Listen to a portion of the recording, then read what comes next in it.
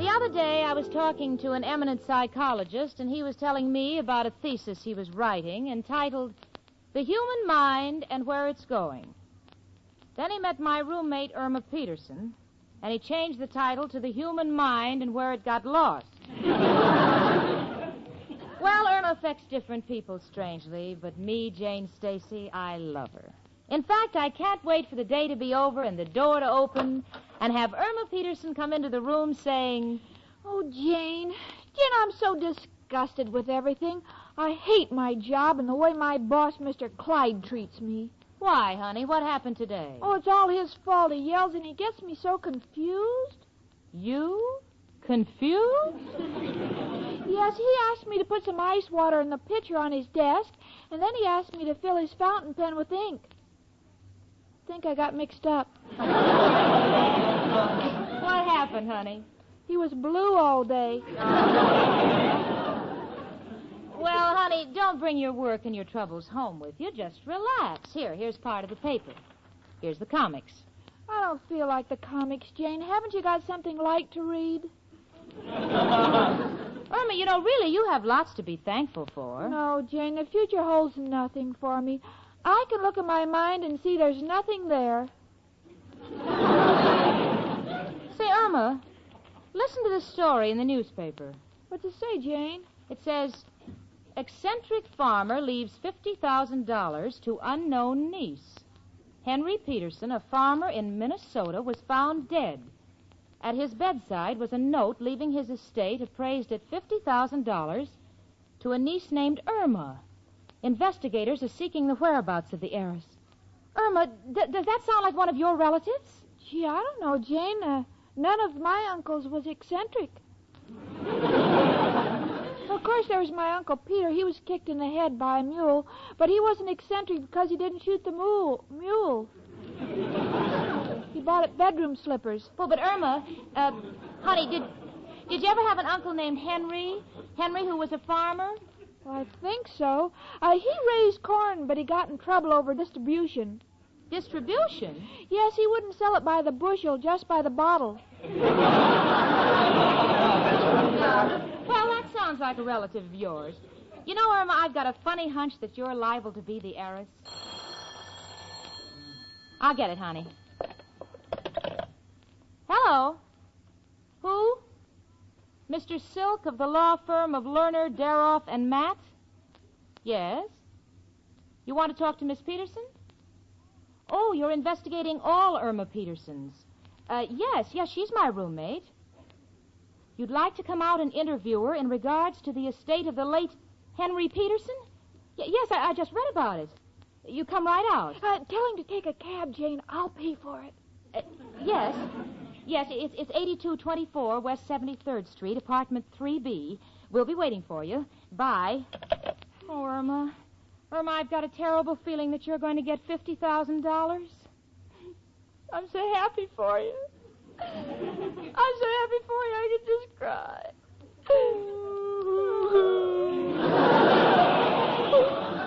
Don't cry, Jane, because when you cry, I cry. Oh. But, honey, I'm so happy I have to cry. Well, let's both cry, Jane, because now we can afford all the Kleenex in the world. Come in. It's only me, Professor Kropotkin. Girls, what's the matter? You're crying. Oh, Professor, something terrible has happened. My poor Irma, what is it? I just inherited $50,000. Oh, that's... What? That's right. Her Uncle Henry died. $50,000? Congratulations, Miss Peterson. Miss Peterson? You always called me Irma. Naturally. Yesterday you were a poor working girl everybody felt sorry for. But today you're a millionaire. But, Professor, money won't change me. I'm what I am, and nothing can be done about it. I mean... Irma, my darling little pigeon, you mean now that you're rich, you'll still talk to a poor man like Kropotkin? Well, why not? The rich and poor can live together. After all, the Rockefellers talk to the Joneses. Irma, that's only because the Rockefellers own the phone company, and every time the Joneses talk, the Rockefellers get the nickel. Let's face reality, Irma, darling. You are lucky, and you have our blessing. Of course, we're not sure that Irma's getting the money, Professor, but she seems to fit the general description of the family. Yeah, and a Mr. Silk from the lawyer's office is coming over to check on me. My little Irma, rich girl. Oh, what a life of luxury you'll lead. With money like that, you'll have a Parisian chateau. Oh, no, I look ridiculous in those French hats. Come in. Hello, girls. Hello, Professor. Hello, Mrs. O'Reilly. Girls, could I trouble you for a little brown shoe polish? I left my eyelashes on the windowsill and the sun bleached one of them. Oh, sure, Miss O'Reilly. Tell me, why is everyone looking so happy? I just inherited $50,000. Irma, you've been in the sun too long, too. No, it's true, Mrs. O'Reilly. We have an heiress in our midst. Glory be. Mm-hmm. Well, Irma, now that you're such a lady, I suppose you'll be expecting me to improve your quarters. What do you mean improve? Let me tell you, Mrs. O'Reilly, you would have to have this building painted, plastered, and completely renovated before you could get it condemned.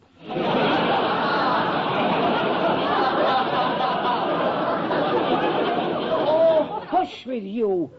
Just because your room's a mess? Well, maybe if you paid your rent, it wouldn't be. Don't worry, you'll get your rent. I'm raising the money. I'm charging visitors 10 cents to look at my room. Now you don't have to go to Europe to see the ruins of Pompeii. Hush up now. If there's anybody's room I'll fix, it's Irma's. That is, if Irma will still prefer our humble company. Oh, of course I will. My money isn't going to change me. I'm a poor, simple girl. $50,000 by her is poor. Hmm? Well, all right, I may not be poor, but I'm as simple as I always was. Gosh, I can't mingle with the rich. I'm not the kind of a person who likes to ride on foxes and go out with hounds. Oh, Irma, I know nothing will ever change you, honey. I'll always remember the sweet little girl who put my best evening gown in the stove when I asked her to baste the ham. Oh, gee, Jane, we've had such wonderful times together. Yeah, I remember the time we went to the zoo and you offered to pay for an operation on the camel because you thought it was a horse with a crooked spine. Oh, yes. Mine has been a rich, full life. Well, now that I see that Irma's still the same sweet, charming girl as ever, I have news, too. You're all invited down to my place this evening for a little birthday party. Oh? It's my birthday. Oh, congratulations, Mrs. O'Reilly. I'd love to come. How old are you? About 41. 41? That's right. Mrs. O'Reilly is 41. But that's just around one ankle. Oh, hush with you, Professor. Well, I'll be seeing you all later.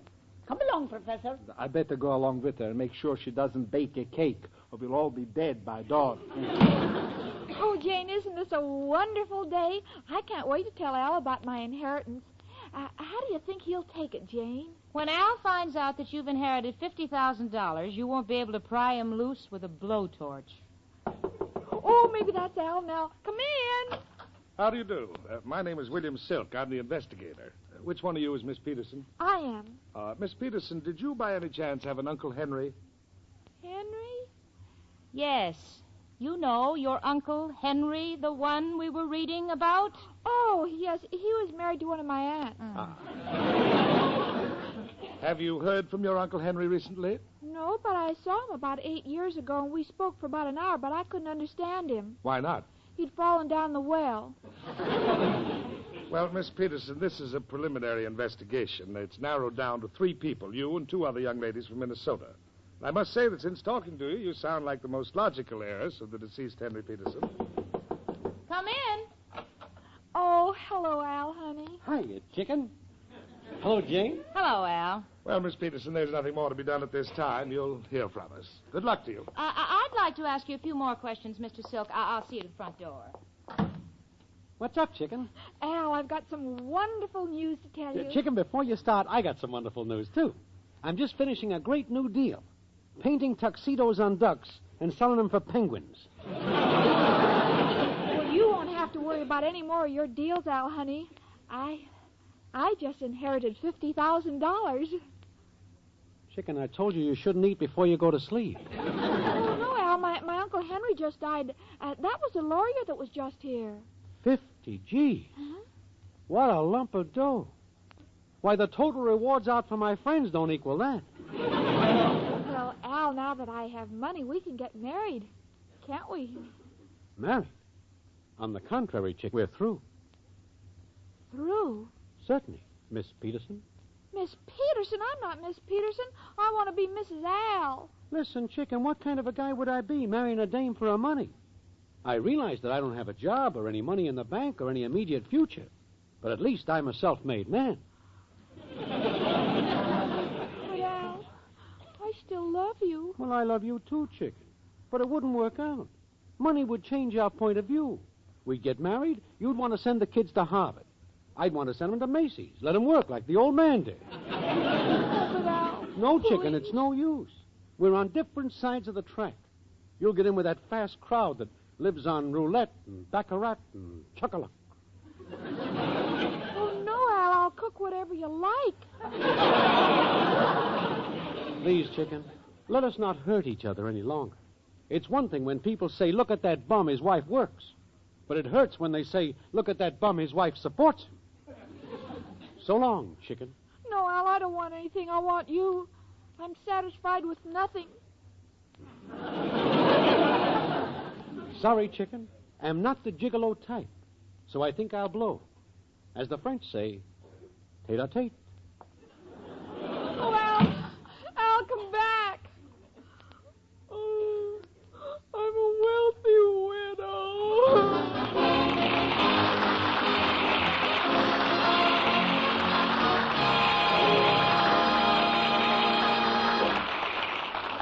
You know, ladies, you can tell Swan differs from other soaps just by feeling a cake of Swan. It feels smoother.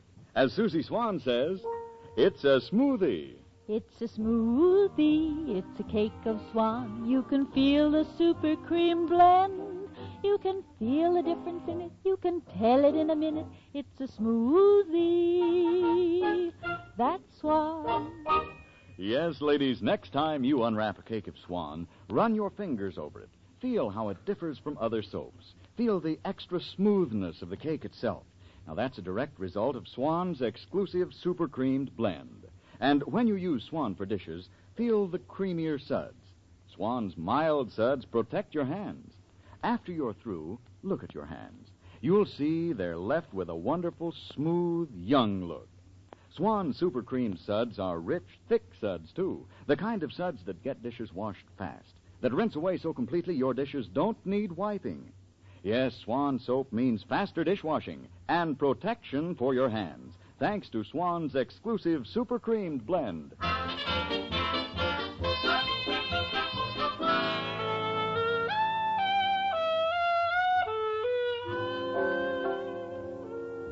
Well, Irma is certain she will never see Al again, and she's putting on a scene that would make Napoleon's death seem like a picnic.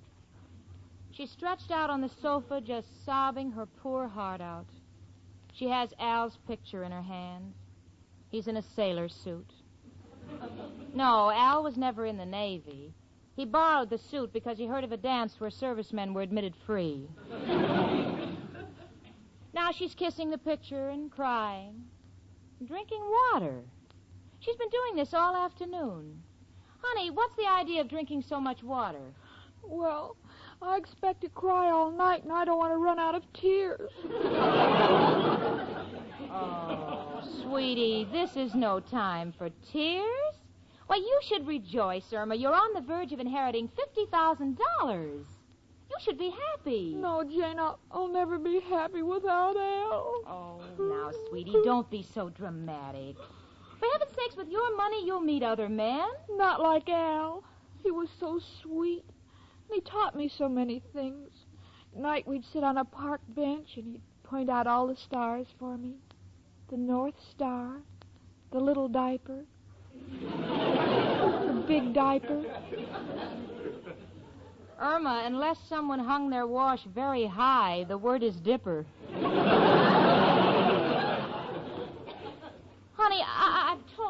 repeatedly honest. Other men will bring you happiness. I don't want happiness. I want Al. Oh, Irma. Oh, the poor kid. I don't... Come in. Hello, Jane. Oh, am I early for Mrs. O'Reilly's party? Oh, gee, Richard, I'm so glad to see you. Irma's in the bedroom just crying her eyes out. I don't know what to do. What's happened? Well, it looks like Irma has inherited $50,000 from an Uncle Henry, and Al has walked out on her. He feels that the money will come between them. Al walking out on money? Yeah. The same Al who stands in front of a vending machine for hours hoping someone's nickel will get stuck? Mm-hmm. That's the story, Richard. She's in the bedroom crying her eyes out. There's only one thing we can do. Get Al back. Exactly. And I have an idea what to tell him. Well, where can you get in touch with him? Oh, yeah. Well, let's see. This is the night he usually brings Irma flowers. But since he's not dating her tonight, there's no sense in trying to reach him at the funeral parlor. Now, let's see. Where else would... Come in. Oh, Al, I was just trying to get in touch with you. Just dropped by to return Chicken's picture. Every time I read what she wrote on it, it tortures me more than I can stand. Oh. Let me see the picture. Dear Al, I love you oh so madly, with all my soul and flesh. I dream of when you'll marry me and carry me across the thresh.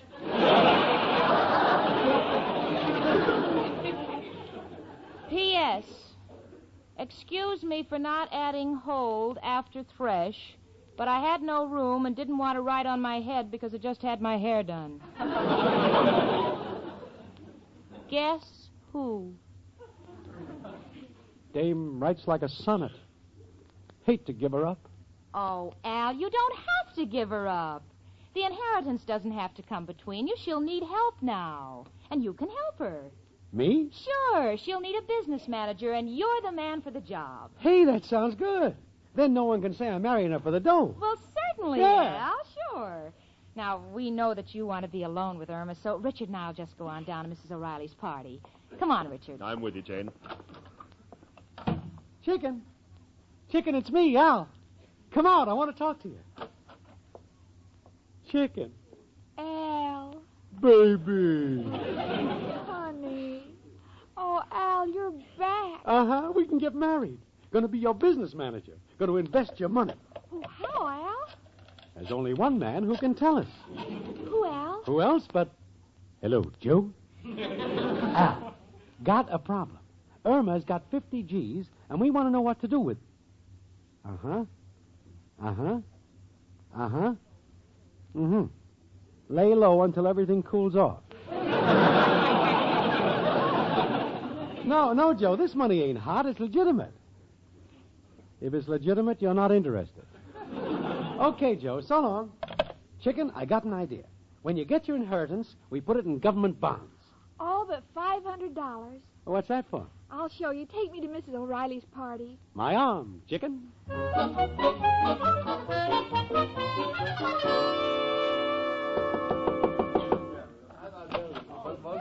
Hi, everybody. Taking everything. Hi. Irma. Oh, Al. Irma and Al together. Oh. That's the way it should be. Oh, please, everybody, let me speak. Go ahead, Irma, darling. I've decided that money isn't everything. What is important is friends. You can't take it with you. I'd rather take my friends with me when I go. No, you know what I mean. We know what you mean, Irma, and we love you for it. I want you to all share my good fortune. So after the party, I want everybody to buy themselves a gift. Huh? You know, something you wouldn't spend your own money for. Oh, honey, Oh, you Jane, don't I have... insist. Just to show you what you all mean to me. Well, Irma, if you insist. Miss O'Reilly, you're the first. It's your birthday. What do you want to buy? Well, frankly, I've always wanted to have my face lifted. Oh, but I know there isn't enough money. And nobody's that strong. Hush up, Professor. So I think I'll just buy a little makeup kit. You have no idea how long it takes me to get my face to look the way it does. I just thought you put it in the mix master for 5 minutes. All right, Professor. Now, what do you want to buy? Me? Well, Emma, darling, you know I'm playing the fiddle at the Gypsy Tea Room, and nothing would make me happier than to have a larger case for my violin. Oh, are you getting a larger violin? No. I can't stand the food there, and I want to smuggle in my lunch. Well, all right, and Al, how about you? Well, Chicken, since you insist, I'd like to buy one of them big canes with a folding seat on top. You know that gadget sportsmen sit on when they watch the races? But, Al, you don't go to the races. I know, but my feet kill me when I'm waiting for that unemployment check. Say, that gives me an idea. See you later. Goodbye. All right, Jane, it's your turn. Oh, honey, I don't want anything. Oh, I insist, Jane. Oh. Well, all right, sweetie. I'll pick out something for the apartment, huh? Good. And I'll charge it to my account at Gimbel's. Oh, Irma, on behalf of all of us, we want to thank you. But most of all, your Uncle Henry, who made this possible.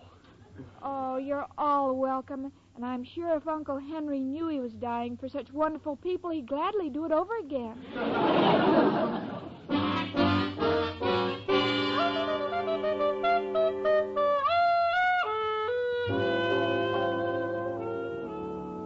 Well, we've all done our shopping, and you've never seen such a happy gang. Mrs. O'Reilly has purchased the most extensive makeup kit, everything from lipstick to mud pack. When the professor saw her face, he said, put it back in the mud again. Al and the professor got exactly what they wanted, and as for me, I bought a small Persian rug.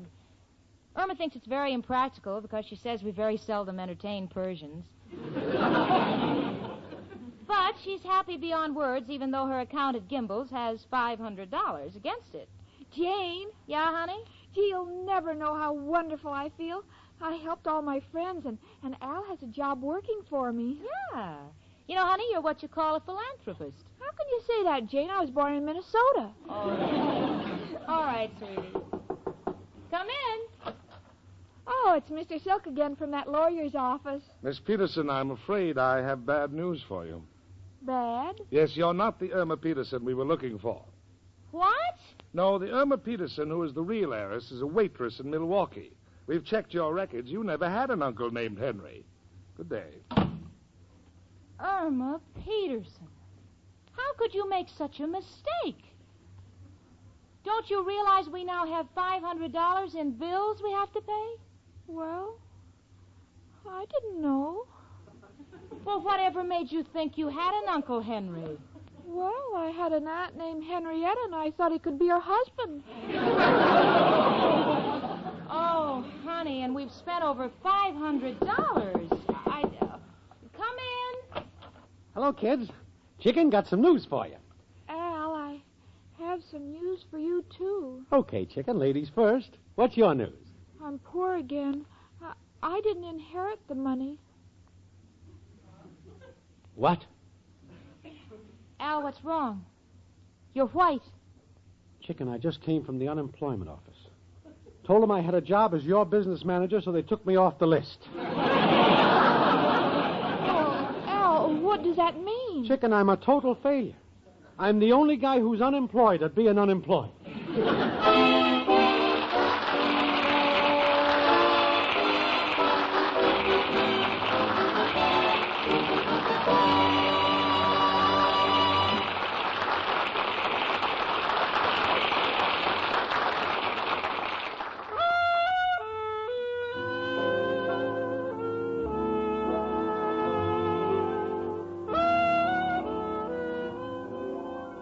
The other day, Irma put her coat and hat on and started out the door with a cake of swan in her hand. So I said, honey, where are you going with our swan? And Irma said, Well, gee, Jane, spring is here, so I'm taking our swan up to the pond at Central Park to play with the other swans. Well, Jane, you know Irma has her serious moments about swan soap, too. Like when she washes dishes. Why, she says swan is perfect for dishes. And you know, lady, it's true. Why, even the way a cake of swan feels tells you it's a perfect dishwashing soap. Sure, next time you unwrap a cake of Swan, just feel the cake with your fingertips. Feel how Swan Super Creamed Blend makes it differ from other soaps. It feels smoother. Then feel those mild Swan suds. They feel richer, creamier. Then you'll know why Super Creamed Blend protects your hands. Yes, thanks to Swan Super Creamed Blend, your hands are left with a smooth, soft, young look. And what's more, those Swan suds rinse away so completely your dishes don't need wiping.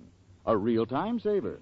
Yes, it's worth looking into, lady, because if you want a soap that protects your hands, a soap that'll get you out of the kitchen in a hurry, you want the soap with the exclusive Super Creamed Blend, Swan Soap.